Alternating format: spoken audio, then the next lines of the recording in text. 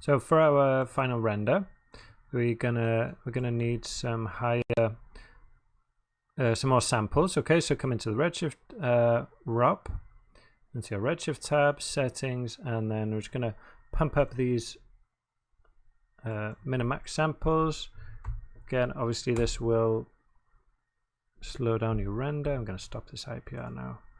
So I'm going to do 64 for the minimum, so there will always be 64 samples, and then if necessary we can go up to 256. Okay, we're going to want to, before I forget, it's very important, come into your Fire import and deactivate this, or just put the visualizer on here. Okay, and I'm going to come back to my out. What I'm going to do is make two, so one for the fire and one for the embers. So I'm going to call this fire, and let's see, yeah, I'll just alt click and drag. Actually, before I do that, let me just set up the ranges and the, so frame range 1 to 150, as much as you like. You could, if the renders are taking really long time, you could maybe delete the first few, while the sim is starting up, the first say 50 frames or so, because it doesn't really look natural at the beginning. They're kind of they're coming into it. I definitely wouldn't have that in a final, in the final composite. But I'll render them out anyway. So yeah, we'll have that frame range. We got these samples, we got global illumination for the objects. I'm going to select these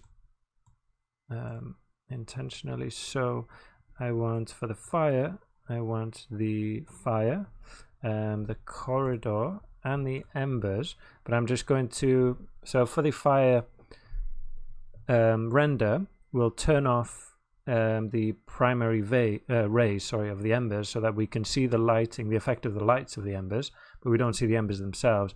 And then we'll render the embers themselves separately, so then we can play around with the colors a little bit in the comp. So that's fine for that. And then I'm gonna now copy this, call this embers. And up here, I just want to render the embers and the corridor. Okay, remember the corridor is just, we're not going to see that. And that's fine. So, yeah, the output, obviously we'll need somewhere for these to go. Hip render, excuse me, fire version 1. And then, yeah, we'll leave that as the folder, fire.version1.$f3 .exr. In my case, again, you can render in another thing, so in PNG or whatever you like. Okay, and then for the embers, I'm just going to copy this, and then I can just change it. Main, remember, we'll have to remember to do that as well. Output, I'm going to change this to embers, embers.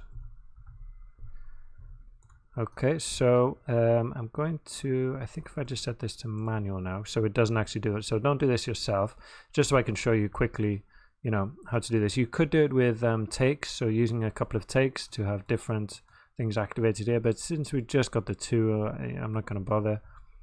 I don't think it's necessary. Before we forget, as I said, let's make sure that we set this to well, I'm going to set it to 1920 by 1080. Same here. Main user specified 1920 by 1080. Great.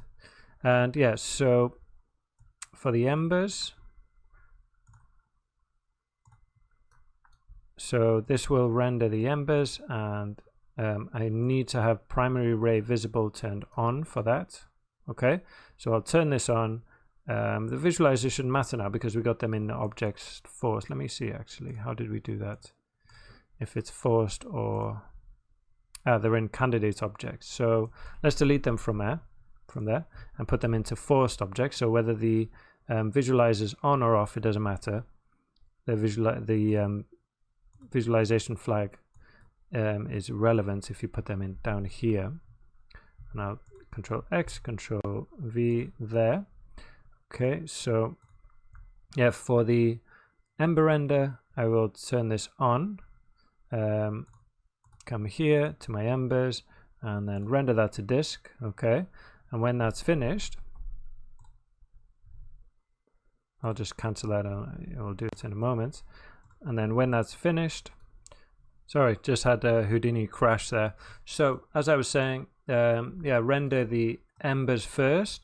Click on render to disk. Okay, that will render out your sequence with the embers with primary ray visible on. Okay, then once that's finished, turn that off, and that's it. Okay, and then go ahead and go into your fire.